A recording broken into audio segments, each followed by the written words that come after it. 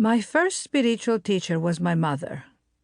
As a young girl in Athens, Greece, I remember seeing my mother sitting in our living room, drinking tea and eating her favorite biscuits in contemplation. It looked like she was doing nothing, but over time I realized this was her time of spiritual communion. In quiet reflection, she seemed to be drawing upon something deep within herself. She was listening for guidance and direction as she orchestrated various aspects of our lives. This was her form of prayer. My mother always trusted that help would come her way, and indeed it did. She made miracles happen for me and my sister, taking us from Athens to London, finding us the best schools and teachers, and making a home for us in a foreign country. Support showed up in countless ways in her life and therefore in ours. I began to realize that she was connected by an invisible lifeline to a greater source, and by following its guidance, she opened up unimaginable doors for us. Whenever I was faced with a decision and didn't know what to do, my mother would say, "Let it marinate, darling." She never rushed to solutions. She trusted that spiritual guidance could not be hurried. My mother's wisdom was remarkable to experience and absorb, and I know it allowed her to stay calm and faithful in the face of adversity. My mother demonstrated every day how to offer and receive at the same time. This instilled in me a belief that something far beyond my physical reality is always present and supporting me. I have drawn on this unshakable source of trust all my life. This belief has also given me permission to be generous with myself, both in giving and receiving, and has allowed me to open myself up to others.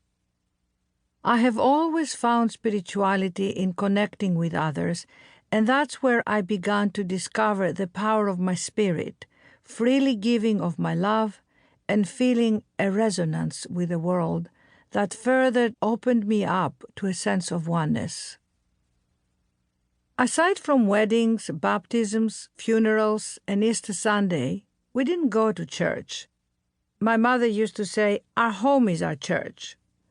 On a beautiful table in our front hallway, she set up trays of dried fruit, nuts of every kind, and of course wheat, the symbol of abundance.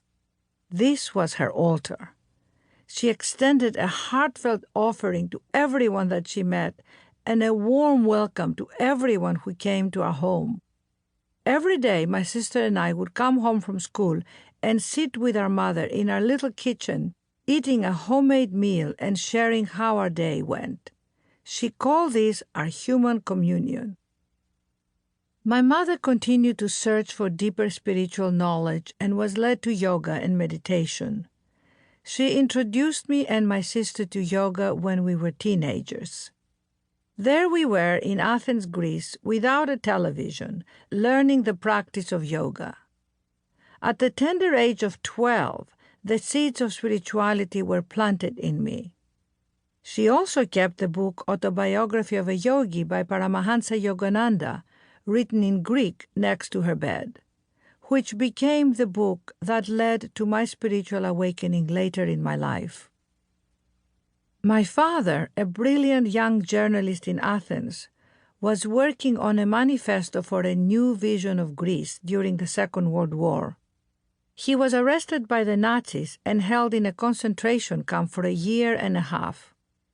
When he shared with us stories about his time in the camps, he told us that every night he lay awake in his cell, editing the manifesto in his mind's eye. This became a lifeline for him, connecting him to the hope and motivation to keep going, and giving him faith that he would get out alive and finish the book. This was his form of prayer. He survived, and he always expressed his gratitude to God for surviving.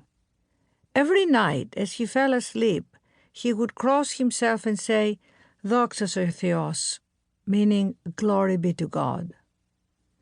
Yet my father carried a deep psychic trauma from the suffering of that experience. Over the course of my parents' marriage, he was involved in several extramarital affairs which caused my mother tremendous pain.